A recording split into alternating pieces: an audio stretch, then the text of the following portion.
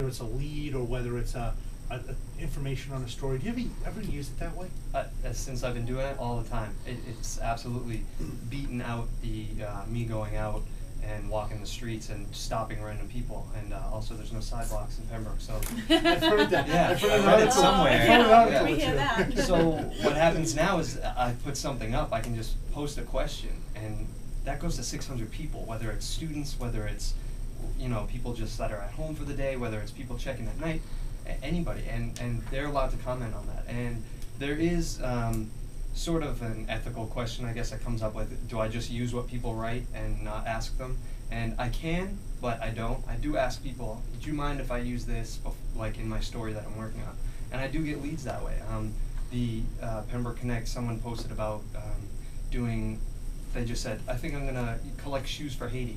So I called him up right away and I said, hey, let me come down and interview you. I went down to his work, and then I wrote a story and I put it up, and before you knew it, the guy had 3 5-foot-tall boxes to go to Haiti. So it's like a mixed media in a way. Like, I rely on it and it relies on me at the same time. So do you see it, again, do you think it's still trying to identify itself or really make itself so that you have to determine whether it's an on-the-record or off-the-record source then?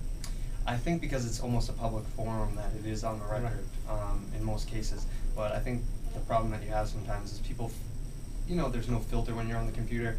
You're more apt to say what you're thinking in your mind straight to the computer, whereas if you're being interviewed face to face, such as like this, there's more time to, like what you're saying, you think about it a little more. Sure.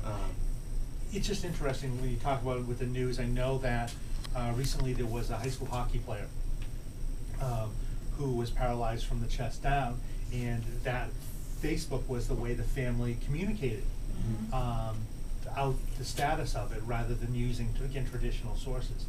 Where do you see it fitting longer term? Do you think it's a fad, or do you think it could have a place versus where people go, or really a more directed way people go on the internet for some of its news? I think traditional ways won't ever really truly be lost, phone interviews, etc., things like that. As far as Facebook, everything like this kind of is a fad, but I think this will stick around, and if anything, it'll evolve.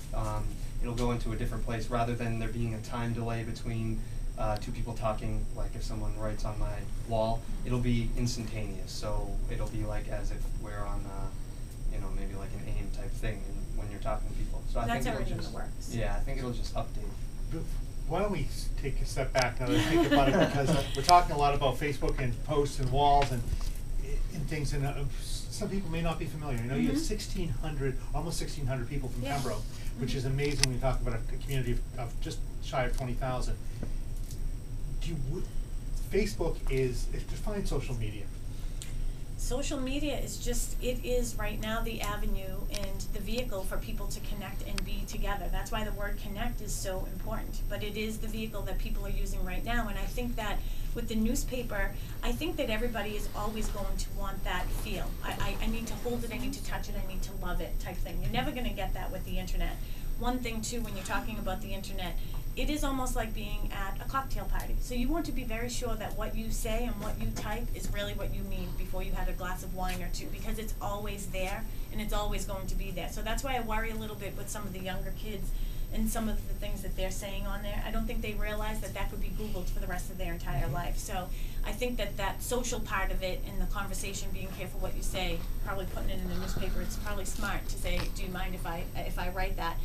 But if you can see the way we have evolved, the internet started, let's face it, even just use real estate as one source, and I don't want to get too much into it, but it started with a book, then it went to DOS, then it was, the internet.